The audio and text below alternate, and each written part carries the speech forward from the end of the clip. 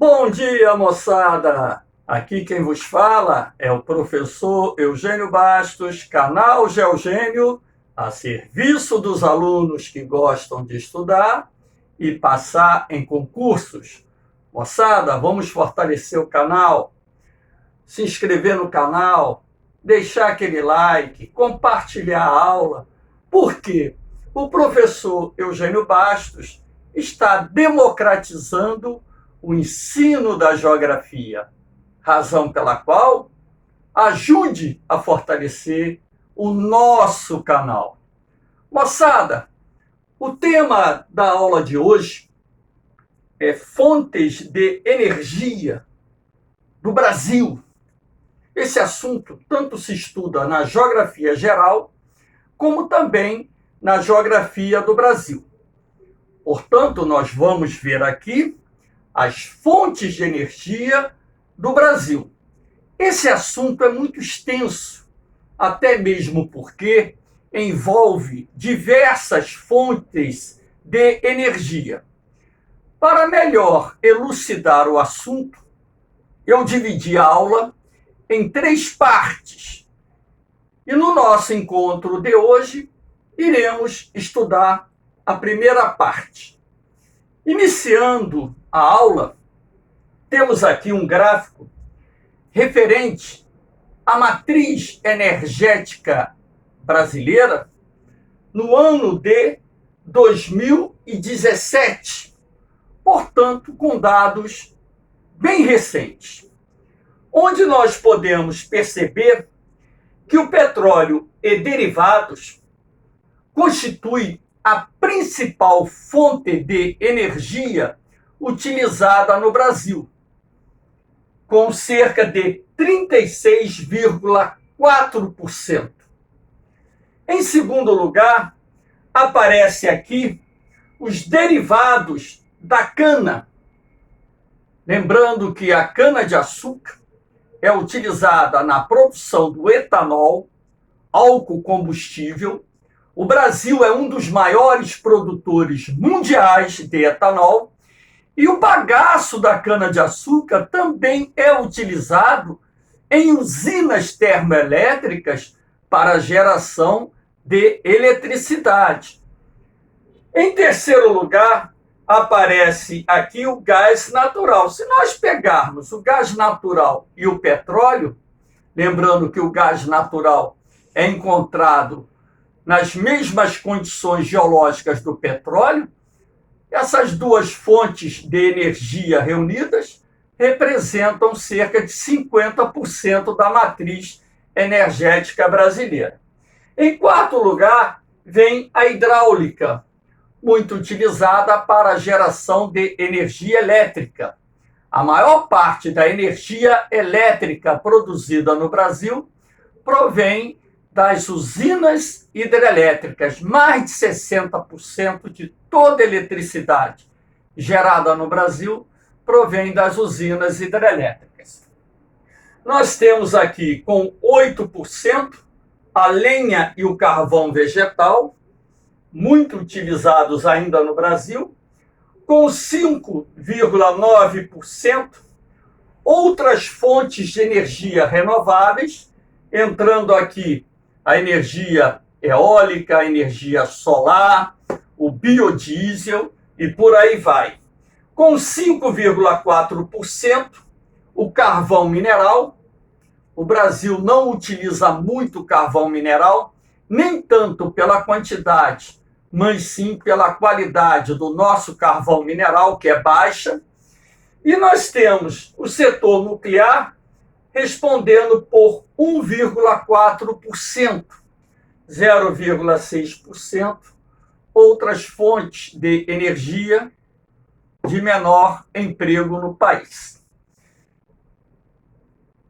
Aqui nós temos o petróleo. Vamos começar estudando as fontes de energia pelo petróleo. Coloquei aqui um desenho para mostrar a vocês como se forma o petróleo. O petróleo é um hidrocarboneto formado a partir da transformação da matéria orgânica morta depositada no fundo dos lagos, mares e oceanos, destacando-se, nesse caso, o plâncton.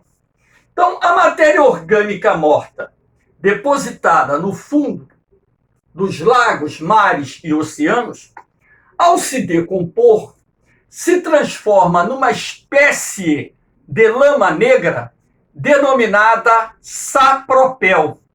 Essa substância, diluída na água, infiltra-se nas rochas sedimentares porosas, arenito, calcário, por exemplo, acumulando-se nas chamadas rochas sedimentares reservatórios, onde no transcurso de milhões e milhões de anos, novas camadas de sedimentos serão depositadas sobre essa estrutura, aumentando a temperatura e a pressão sobre o sapropel.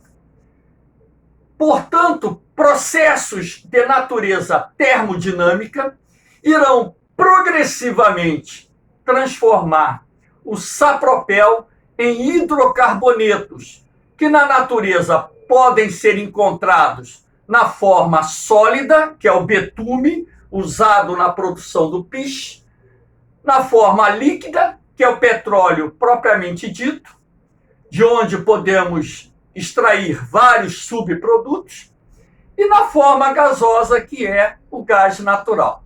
Essa representação aqui é a mais simples que existe para explicar a formação do petróleo. Chamamos de plataforma continental as bordas dos continentes, onde a profundidade média é de aproximadamente 200 metros. Profundidade média. Aqui nós temos o litoral e reparem que a profundidade vai aumentando. Ao finalzinho da plataforma continental, nós temos o talude, que na verdade é uma escarpa que se projeta por 2, 3, 4, 5 mil metros, alcançando a região pelágica ou as planícies abissais, que são gigantescas planícies localizadas a mais de 3, 4, 5 mil metros de profundidade.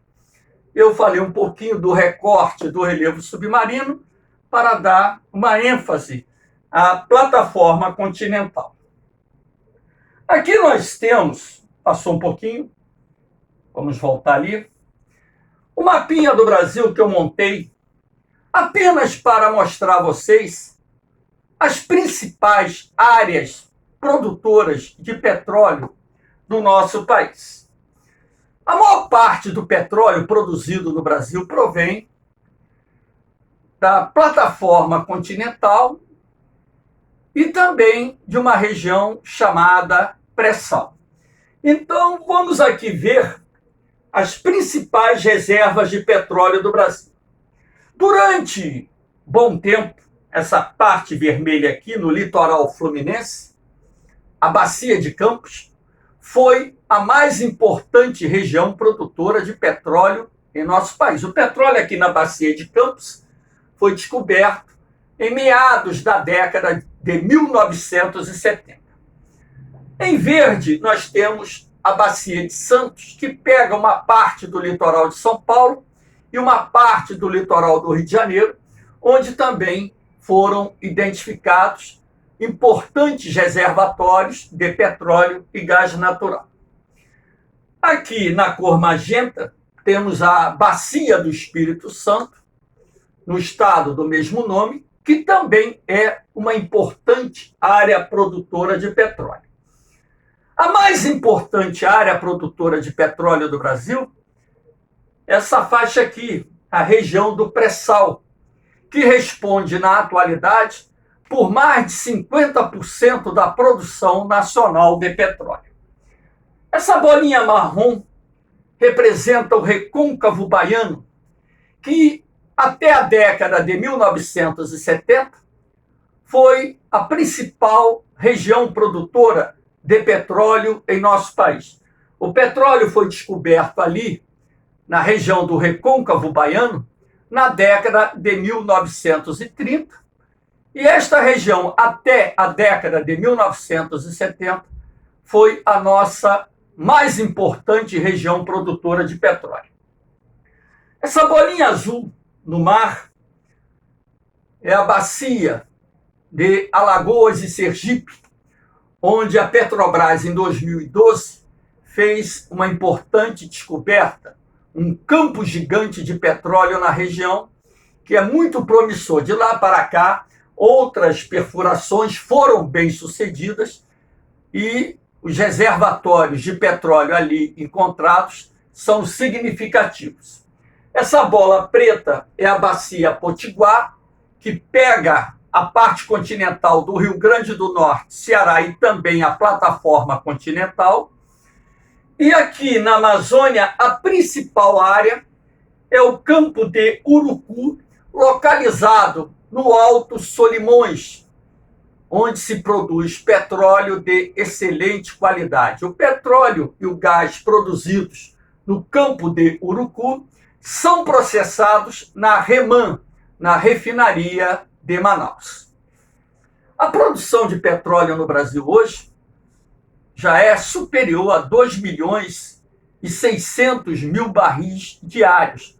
O Brasil alcançou a autossuficiência na produção de petróleo e hoje também já exporta petróleo, tendo como principal mercado a China. Aqui nós temos a camada do pré-sal, a bacia do pré-sal, que é a mais importante área produtora de petróleo do país. O petróleo foi descoberto nessa região em 2006, no Campo Tupi. O pré-sal é uma extensa área que se estende do Espírito Santo até Santa Catarina, medindo aproximadamente 900 quilômetros de comprimento por 200 quilômetros de largura. As reservas de petróleo existentes na região do pré-sal são muito grandes. Ainda não foram totalmente avaliadas, até mesmo porque apenas um pequeno percentual do pré-sal foi perfurado até o momento. Mas, de acordo com a Agência Nacional do Petróleo, a ANP, essas reservas devem atingir um patamar entre 50 a 100 bilhões de barris de petróleo, sendo, portanto, a mais importante descoberta realizada no mundo no século XXI. Para que vocês tenham ideia do pré-sal, temos esse desenho aqui para mostrar a vocês o que é o pré-sal. Temos aqui o oceano. Abaixo do oceano, nós temos a camada do pós-sal, que durante muito tempo foi a nossa principal região produtora de petróleo, na Bacia de Campos, Bacia do Espírito Santo, Bacia de Santos, e por aí vai. Abaixo da camada do pós-sal, tem uma camada de sal com aproximadamente 2.000 metros de espessura. E abaixo dessa camada de sal, tem uma outra camada que é chamada de pré-sal, que se encontra entre 5 a 7.000 metros de profundidade. E é aqui, portanto, que estão localizados os mais importantes reservatórios de petróleo até então descobertos em nosso país. A exploração do petróleo no pré-sal é um tanto quanto complexa, porque esses reservatórios estão em águas profundas e ultraprofundas, razão pela qual se exige uma tecnologia bem aprimorada para poder extrair o petróleo, a lâmina d'água de mais de 2.500, 2.600. Hoje a Petrobras já produz petróleo em lâmina d'água de 2.900 metros de profundidade. E não é fácil explorar petróleo a uma profundidade oceânica como essa, em razão da pressão que o mar exerce sobre os equipamentos e também a questão da corrosão provocada pela água do mar nesses equipamentos que são depositados no assoalho oceânico. O Brasil, portanto, vem se consolidando como um grande produtor mundial de petróleo e nos próximos 10 anos a nossa produção diária deverá ultrapassar a barreira dos 5 milhões de barris. Aqui nós temos uma outra fonte de energia importante, que é o carvão mineral. Todavia, o carvão mineral, como nós vimos no gráfico referente à matriz energética brasileira, é pouco utilizado no Brasil. Como eu disse, não tanto pela quantidade, mas sim pela qualidade do carvão mineral existente em nosso país. Professor, como é que se forma o carvão mineral? O carvão mineral ele se forma a partir do soterramento de primitivas florestas. Mas de que forma acontece esse soterramento da vegetação? Esse soterramento pode ser derivado das eras glaciais, o avanço das geleiras, recobrindo áreas que anteriormente eram cobertas por florestas, como também esse soterramento pode ser fruto da variação do nível do mar. Por exemplo, nos períodos interglaciais, quando as geleiras derretem, o mar avança. Isso pode provocar e provoca o soterramento de áreas costeiras baixas cobertas por florestas. Assim como o próprio movimento tectônico também pode promover o soterramento de florestas. Por exemplo, regiões do planeta que estão cedendo através do movimento isostático, que é o movimento de equilíbrio das massas continentais do planeta, e essas áreas que serão submersas acabam sendo soterradas por sedimentos e aquela vegetação que recobria aquela região ficará soterrada e, sendo assim, nós teremos condições primárias que poderão evoluir para o processo de formação do carvão mineral. A massa vegetal soterrada, ela não vai se decompor por completo em função até mesmo, em muitos casos, da ausência de oxigênio. Com o passar de milhões e milhões de anos, novas camadas vão sendo sobrepostas, depositadas, umas acima das outras, fazendo com que nós tenhamos camadas alternadas. Isso quer dizer que é possível você encontrar o carvão mineral em camadas? Claro. O carvão mineral é encontrado em camadas. Quer dizer que essas camadas pretas aqui, num dado momento da história geológica, eram áreas cobertas por florestas? Com certeza. Então você pode encontrar o carvão mineral a mais de 1.000 metros de profundidade. Tem minas de carvão mineral a cerca de 2.000 metros de profundidade. Então imaginem vocês quantas camadas ou depósitos de carvão se formaram. Essa matéria orgânica semidecomposta será submetida a altas temperaturas e pressões que irão transformá-la em carvão mineral, num processo muito lento. As jazidas mais antigas de carvão mineral encontradas no mundo datam dos períodos Permiano e Carbonífero da Era Paleozoica, mas nós temos jazidas de carvão mineral datadas do Mesozoico, assim como temos jazidas de carvão mineral datadas da Era Cenozoica. Aqui nós temos os estágios de carbonização. O carvão mineral, na verdade, ele possui subtipos. Então, por exemplo, aqui eu coloquei a madeira.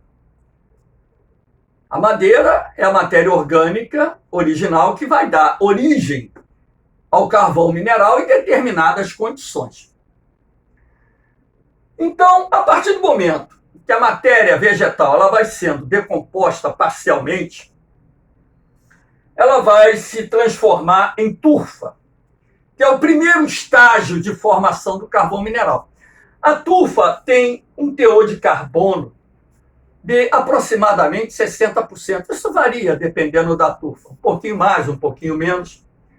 A turfa é um carvão mineral com muitas impurezas, razão pela qual a sua utilização normalmente fica mais limitada ao aquecimento de lares em regiões frias, e a turfa pode substituir a lenha para fazer comida, por exemplo. Com o passar de milhões e milhões de anos, a turfa vai se transformar em lignito ou lignita, tanto faz. O lignito ou lignita tem um teor de carbono acima de 70%, 74%, 75%, pode ser um pouco menos, pode ser um pouco mais. O teor de carbono é bom, mas o problema do lignito são as impurezas, cinzas, magnésio, enxofre, que limitam o seu teor calorífico, razão pela qual a utilização do lignito também é mais limitada. Com o passar de milhões de anos, o lignito vai se transformar em hulha, que possui um teor de carbono pouco acima de 80%. A hulha é um carvão de boa qualidade e é o carvão mais utilizado no mundo. Por azar nosso, no Brasil não se encontra tanta hulha. Temos pouca hulha. O que predomina no Brasil é o lignito e a turfa. E com o passar de milhões de anos, o lignito vai se transformar em antracito, cujo teor de carbono é acima de 90%. O antracito é o carvão mineral de melhor qualidade existente no mundo. Infelizmente, esse tipo de carvão não existe no Brasil. Aqui nós temos um mapinha para mostrar a principal área de ocorrência de carvão mineral existente no Brasil, que nós chamamos de cinturão carbonífero, que se estende do sul do Rio Grande do Sul até o sul de São Paulo. É aqui que estão as maiores reservas de carvão mineral do Brasil. O Rio Grande do Sul detém as maiores reservas, é um importante produtor de carvão nos municípios, por exemplo, de Hulha Negra, Candiota, São Jerônimo, Butiá, Charqueadas e por aí vai.